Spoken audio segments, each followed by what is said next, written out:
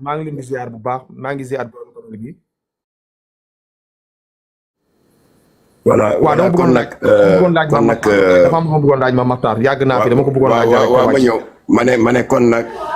Pierre Robert rek Moussa Robert rek bi Jamra tàmbale di xeex góor jigéen ñi ci tooñ gi ñuy tooñ ña doon sëy ci armeelu Soumbédioune 2005 la boobu ana Pierre Robert ana juge français bi nga xam ne commission rogatoire lañ ko jox mu ñëw fii di enquête ana ñu Sénégal dafa am feebar bu fi am Pierre Robert ou pas yàgg nañ di ko xeex 2005 ñu jàpp na ñu doon sëy ci armeelu Soumbédioune 2014 ñu jàpp ña organisé woon ay fausse exposition ci Biennale des Arts bi boobu xamuñ sax kuy Pierre Robert 2015 tombé guddi Mawlul Nabi le 25 décembre 2015 ñu jàpp 11 góor jigéen yu doon takk say école Ibrahima Diouf de Kaolack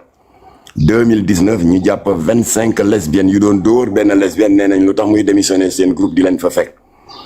2020 ñu jàpp ñaari góor jigéen ñu doon njaaloo ci biir jàkk ji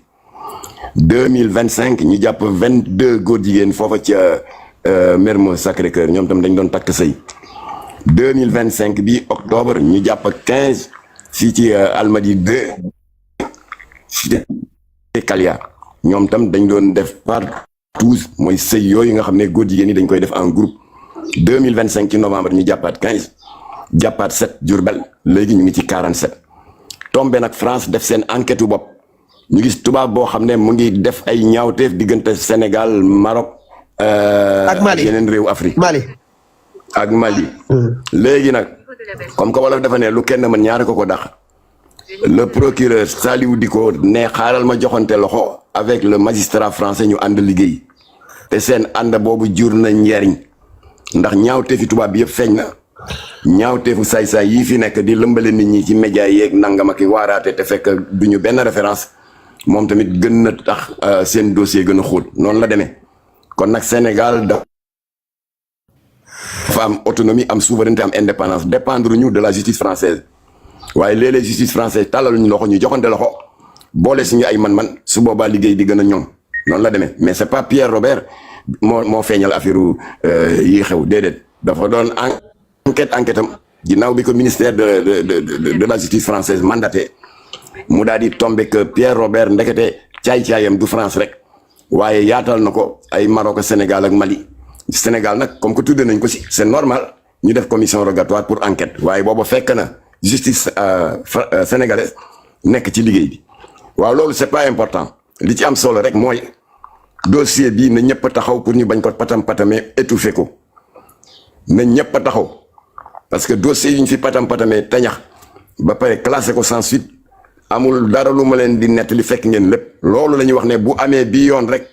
le Sénégal est foutu góor jigéen ñi dinañ fi am doole boo xam ne dinañ xëy bâche avenue Général de Gaulle ñu ne lu xew ñu ne góor jigéen ñee gàmmu foofu lañ jëm de voilà kon nag dañu am réunion cet après-midi ñu ngi may yónnee message sànq ba tey. laaj ma Makhtar balaa ngay dem Makhtar maa ngi lay ziar bu baax dama la bëggoon laaj balaa ngay dem te yàgg naa fi trop maa ngi lay ziar bu baax xamoon naa sa frère Abdou Latif sama xarit la woon yàlla na ko yàlla yërëm yow aussi maa ngi rafetlu sa taxawaay parce que ba ma la xamee ba léegi daje nañ ci ay ndaje yu bëri en tant que imam ñu invité ma gis sa taxawaay bi ñu ci taxawee nga taxawu fa Jamra alors Jamra Sénégal am na lu tolloog ay junni association islamique mais Jamra taxawaay bi mu taxaw wax dëgg yàlla fomp na ronko ñu bëri te yow Mame Makhtar jàmbaar nga ci ndax fekkante nañ ci ay kii yu bëree alors ba France bu ñu dalee ci jullit ñi sax alors defoon ñu caricature woon yonentu yàlla Muhammad ña leen rayoon keroog ba maa ngi ñoo toogoon ca Colobane maa ngi rafetlu sa taxawaay di la ñaanal yàlla mu taxawu la bu baax man sama question mooy affaire góor jigéen xam nañ li ci yàlla wax ñun ñëpp jàng nañ ko ku jàngul it def naa fii Sénégal ku jàngul ba sori it am na loo ci yër xam nañ ne ña ko njëkkoon def punition bi leen yàlla puniroon ba léegi mu ngi fi mooy wëlbati suuf seen kaw te ñun Sénégal attañu loolu alors ba fii Mame Makhtar fii sax ci fii ci Ngor am na benn immeuble fa daan démb maa ngi ko laaj ma leen immeuble am daan métti ñu ma benn góor jigéen moo fi ñëwoon ma leen la yàlla waxoon kon génnu ci alors kon lii Mame Makhtar di sensibiliser du moom kese pour boppam pour ñëpp la kon képp kuy sénégalais taxaw ci rafet na man gis naa Adamo taxaw ci taxaw boo xam ne xëy na li may ànd ak Adamo bëriwul mais loolu rafetlu naa ko parce que nit aussi bu defee lu baax comme bu defee dara nga ŋaañi ko bu defee lu baax da nga naan lii lu baax la parce que képp kuy xeex góor jigéen jàpp naa ne yaa ngi xeexal yàlla ndax yàlla li ko gën a métti ci kaw suuf góor jigéen ci la bokk alors man sama question ñaar la benn mooy man ñoom sama xarit oustaz Makhtar Gaye ak ñoom kii sant Mbuub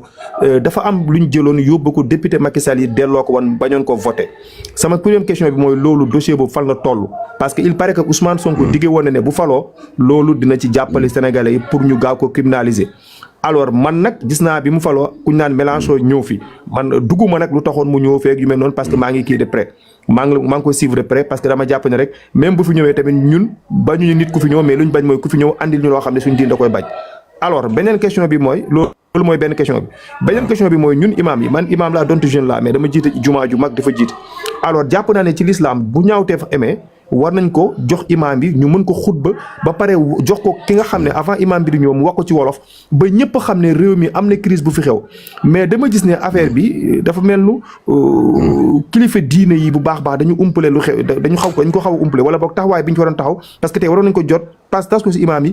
yi xutba ko ci jumaa yi parce que Ahmed Cissé bii ngay wax jàpp nañ ko li taxoon ñu jàpp ko bokk na ci waxoon gi mu wax ne Sénégal dañu war a jël xaw ma préserver di ko jox imam yi ñu koy séddale ci jumaa yi donte ñun ñi wax ji ñaawoon na kon jàpp naa ne lu Sénégal boo bëggee dara yaatu Mame Makhtar imaam yi jot ci xutba ci jàpp naa ne day gën a dem ci yenn kilifa yi alors maa ngi sant borom live bi di ko ñaanal di nuyu sama xarit Fernando di nuyu ñëpp alors Mame Makhtar di la encourage baax yàlla jàppale la salaamaaleykum wa rahmatullah naa da nga doon waxtaan posé woon question léegi Mame Makhtar benn affaire rek maanaam première kii bi mooy d'accord question bi mooy waaw loi bi waaw imam loolu nga laaj Makhtar Gueye kii loolu laa laaj dama laaj question bu leer précise waaw loolu nga laaj ci affaire loi bi allo waaw ñu ngi lay dégg Makhtar maa ngi lay dégg waaw kay imam loolu nga laaj ci affaire loi bi nu mu tuddati yàlla daf ci def sutura ndax ba ñuy déposer suñu proposition de loi boobu ànd sama jikko yi juddoogul ñu ngi ko déposé le 6 mai 2016 li ko waraloon mooy yàlla daf ñu dimbali woon ñu amoon benn responsable Jamra bu falu député ndax ñun politique gu Sénégal intéressé wu ñu politique yi dafa Sénégal dafa salté waaye li taxoon ñu dugg député assemblée parce que dañuy jàpp ne am na ay loi yoo xam ne suñu bëggee ku ñu ko votel foog ñu am kuy béral suñu kàddu ci pencu ndawu réew mi nga xam ne foofu la ñuy nasee ak di noccee loi looloo tax Abdou Latif Gueye falu député ba muy dem nag ñun bàyyiwuñu ko mu dem ak loxoy nen dañu réunion jox ko benn plateforme ñu tuddee ko les 10 mesures d'urgence de Jamra maanaam fukki ponk yi nga xam ne bu duggee assemblée ci gën a jàmp la ci yemu war a taxawu alors bokkoon na sa ponk bu njëkk ba ñu criminaliser drogue bi kannasoloo xale yi di yokk insécurité bi di tas sëy yi ba pare nag di déstabiliser l'économie nationale ndax argent sale bi ñuy recycler nettali naa leen ko sànq yàlla def na ci ndam c'est la loi 2007-31 léegi dootul ay 3 mois ci 6 mois 10 ans la deuxième ponk bi mooy ñu criminaliser le viol yàlla dogal na ñu joxante ci loxo ak suñu mouvement féministe yi voté nañ loi bi c'est la loi 2020-05 du 10 janvier 2020 léegi viol ak pédophilie dañ ko criminaliser troisième ponk bi nag bi ñu demee ba di ko aborder nattu dal di ñëw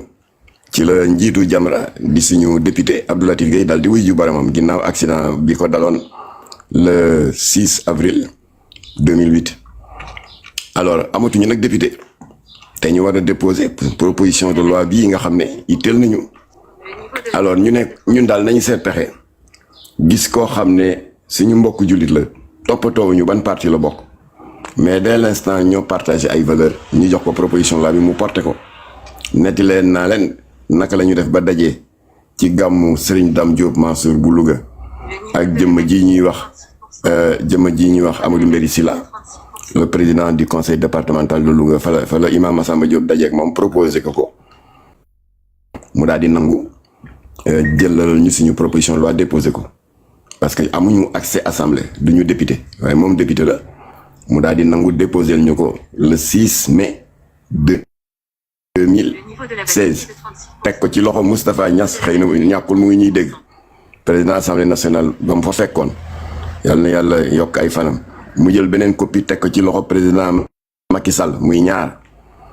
3e copie bi nag mu daal di ko déposé ci courrier ordinaire bi ba fi may wax ni yow assemblée nationale jot na ko